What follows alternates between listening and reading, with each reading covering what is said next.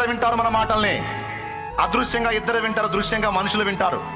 అదృశ్యంగా వినేవాళ్ళు ఇద్దరు, దేవుడు వింటాడు, శత్రువు కూడా వింటాడు. పనికి మాలిన మాటలు, మనం ఓటమిని అంగీకరించిన మాటలు మాట్లాడితే వాడు రాసుకుంటాడు, ఓకే చేసుకుంటాడు, ఇంకా శోధించడం మొదలు పెడతాడు.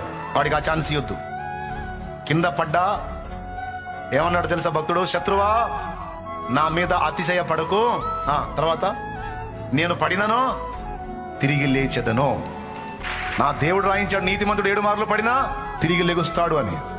నేనైతే చావను, బ్రతికి ఉండి నా దేవుని క్రియలను వివరించేదను.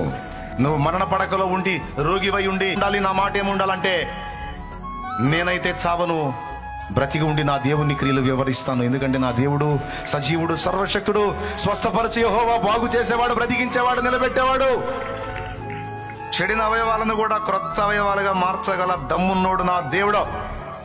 నేనైతే చావను, బ్రతికి ఉండి నా దేవుని క్రియలు వివరిస్తాను.